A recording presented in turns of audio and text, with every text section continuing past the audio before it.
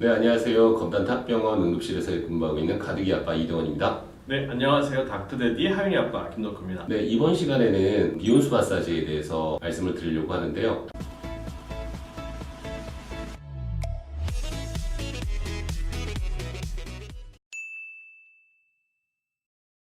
열성경련 환자가 오시면 어떤 치료를 하죠? 지금 당장 하고 있다면 뭐 어쩔 수 없이 약을 쓰기는 하는데요. 네. 멈춘 상태라고 한다면 제일 먼저 미온수 마사지를 하고 있습니다. 저희 병원에서도 마찬가지인데요. 일단 고열로 오는 환자들에게는 첫 번째 해열제 주사를 주거나 또는 수액을 주거나 세 번째 미온수 마사지를 통해서 좀 빠르게 응급실에서 열을 내려고 노력을 하는 것 같아요. 맞아요. 저희도 열을 내리기 위해서 미온수 마사지를 하고요. 그 다음에 처음 발생한 경우는 혹시나 다른 이유가 있지는 않을까 검사를 시행을 하고 결국 검사하기 위해서 수액을 주는 이런 방법을 취하고 있어요. 예, 그래서 실제로 1980년도에 어떤 한 분께서 이제 미온수 마사지를 연구를 한 거예요. 알코올로 몸을 닦아주는 거하고 미온수로 몸을 닦아주는 거, 그리고 아주 차가운 물로 몸을 닦아주는 거에 대해서 연구를 해봤더니 미온수로 물 마사지를 해주는 것이 가장 효과가 좋더라. 그러면서 어떤 시간, 공간, 뭐 이런 편리성에 의해서 많은 분들이 실제로 하고 있는 게 사실이고 많은 응급실에서도 하고 있는 게 사실입니다. 맞아요. 집에서도 편하게 할 수 있고요. 뭐 네. 특별히 뭔가 많은 게 필요하지도 않고 뭐 집에 있는 몇 가지만 이용하면 되거든요. 네. 물은 다 달 거고 네. 수건도 있고.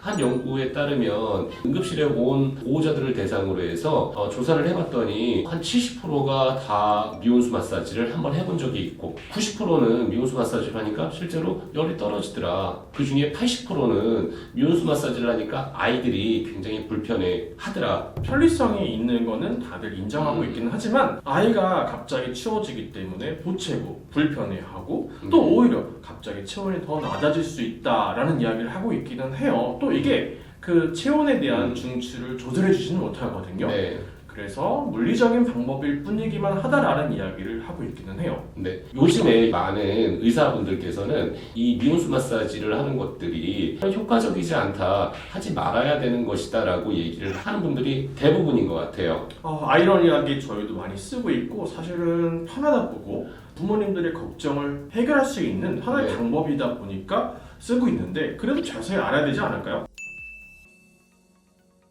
그래서 올바른 미온수 마사지를 하는 것들이 정말 중요한데요. 많은 연구 결과에 의하면 최소한 해열제를 복용하고 30분 뒤에 미온수 마사지를 하라고 얘기를 하고 있고요. 높아진 체온의 기준점을 낮춰놓지 않은 상태에서 만약에 미온수 마사지를 하게 되면 그 머릿속에서는 몸이 차갑네? 몸에 체온을 올려야 되겠네? 라는 생각을 한다라는 거죠. 그래서 아이들이 과도하게 떨림으로써 체온을 높이는 오히려 역설적으로 체온을 높여주게 되는 그런 역할을 한다라는 거죠. 해열제를 먹고 나면 먹자마자 바로 열이 떨어지는 건 아니거든요. 네. 적어도 몸속에 역할을 할 수 있을 때까지 시간이 좀 필요한 거예요. 그 정도의 시간이 대략 30분 정도라고 이야기를 하는 것 같아요. 열이 났을 때 해열제를 먹이고 한 30분 정도 경과 관찰을 하고 60분 정도 미온수 마사지를 해줬을 때 가장 효과가 좋다라고 이야기를 하고 있습니다.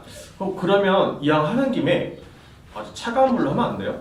아이들이 너무 불편해 한다라는 게 가장 큰 이유고요. 그렇기 때문에 30도에서 33도의 물을 이용을 해서 하는 것이 가장 좋다라고 이야기를 하는 거죠. 제가 생각하기에는 뭐 그렇다고 체온에 넣을 수는 없잖아요. 네. 그냥 미지근한 정도라고 느끼면 보통 27도 정도라고 얘기하더라고요. 그거보다 조금 더 따뜻한 느낌? 그 네. 정도로 아이한테 해주시면 될 것 같고요. 이 미온수 마사지를 60분간 한다라는 게 솔직히 쉬운 거는 아니에요. 그래서 하나 팁, 해열제를 먹이고 시간이 어느 정도 한 30분 정도 지나고 난 뒤에는 한 30도에서 33도 사이에 그 욕조를 받아놓고 거기서 놀라고 얘기를 해요. 오히려 입원해 있는 아이들한테는 차가운 담요를 그러니까 의료용 담요죠. 이런 걸 덮어줘서 효과가 있더라라는 얘기가 있긴 하더라고요. 뭐 그렇다고 한다면 미온수 마사지가 아예 의미가 없는 건 아닌 것 같기도 해요. 혜윤이가 열이 난다면 미온수 마사지를 한다? 안 한다. 왜냐고요? 네. 제가 굉장히 어렸을 때 열이 좀 자주 났던 것 같아요. 네. 근데 그때 엄마 아빠가 저를 벗겨놓고 차가운 물로 온몸을 닦았던 기억이 나는데요. 그게 약간 트라우마처럼 남아서 지금도 네. 그 기억이 남는 것 같거든요. 아직도 그 충격이 있어서 사실 저희는 미온수 마사지는 안 해요. 안 하고 그냥 해열제 교차 복용 정도만 해주는 것 같아요. 저는 해열제 주고 교차 복용하고 미온수 마사지까지 한다. 네. 어렸을 때 그러면 미온수 마사지 안 받아보셨나 보네요? 저는 옛날에 미온수 마사지 알콜로 했던 것 같아요.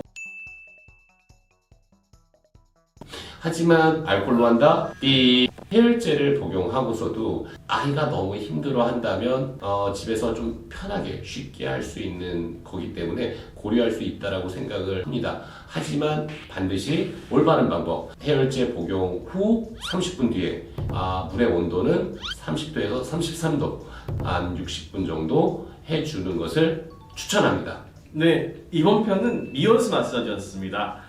이전에 열 났을 때 어떻게 하는지, 열 공포증, 그리고 해열제를 복용하는 방법 봤었죠. 궁금하시면 앞에 한번 다시 봐주시면 되고요. 이상으로 미온수 마사지 편이었습니다. 구독과 좋아요 눌러주세요. 눌러주세요.